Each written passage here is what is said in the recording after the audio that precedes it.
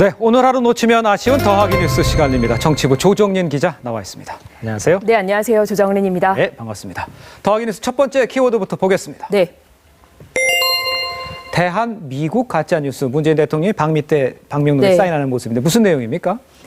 네, 문재인 대통령이 백악관에 들렀을 때 쓴 이 방명록에 나라 이름을 잘못 적은 실수를 했다고 보도가 됐죠. 그랬었죠. 대한민국 대통령 문재인이 아닌 대한미국 대통령 문재인이라고 서명한 사진이 공개된 겁니다. 그런데 이 대한미국이 포토샵으로 조작한 가짜뉴스라는 주장이 인터넷과 SNS에 번졌습니다. 오호. 대한민국이 이 오기 없이 제대로 적혀있는 사진과 함께 인터넷에 글이 올라왔는데요. 네.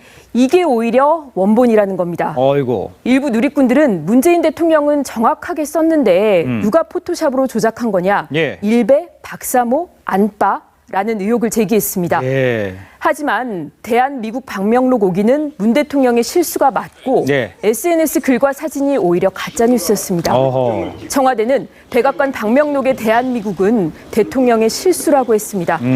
진짜 뉴스를 가짜 뉴스라고 공격하는 가짜 뉴스가 등장한 겁니다. 가짜 뉴스 좀 심각하네요. 예. 자, 두 번째 키워드 보겠습니다.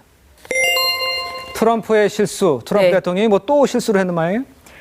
네, 트럼프 대통령이 문재인 대통령 앞에서 굴욕적인 실책을 저질렀다는 보도가 나왔습니다. 네. 문제가 된 발언을 한번 들어보시죠. 예.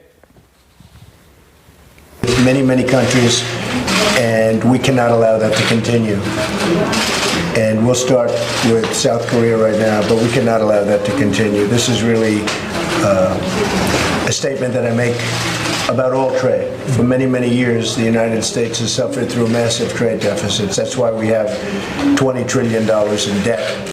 예. 이 같은 주장에 미국 경제 CNBC는 네. 트럼프의 창의적인 주장이라고 꼬집었습니다. 어허. 20조 달러의 이 적자가 무역 적자로 인해 생긴 것이 아니라는 겁니다.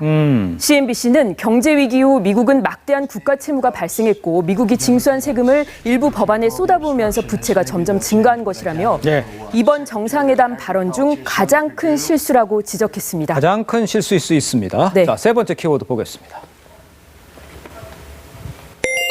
자, 여론조사 탄핵. 홍준표 전 대표죠. 예. 네, 자유한국당 당대표 후보인 홍준표 전 경남지사가 예. 대표가 되면 여의도 연구소를 통해 공정한 여론조사를 시행해 조작된 여론조사를 반드시 탄핵할 것이라고 했습니다. 예. 지난달 30일 한 여론조사 업체의 정당 지지율 조사를 겨냥한 것으로 해석되는데 해당 조사에서 자유한국당 지지율은 7%로 나타났습니다. 홍 전 지사는 당대표가 되면 인적 혁신, 조직 혁신, 정책 혁신으로 새로운 한국당을 만들겠다고도 했습니다. 알겠습니다. 지금까지 조정린 기자였습니다. 수고했습니다. 네, 감사합니다.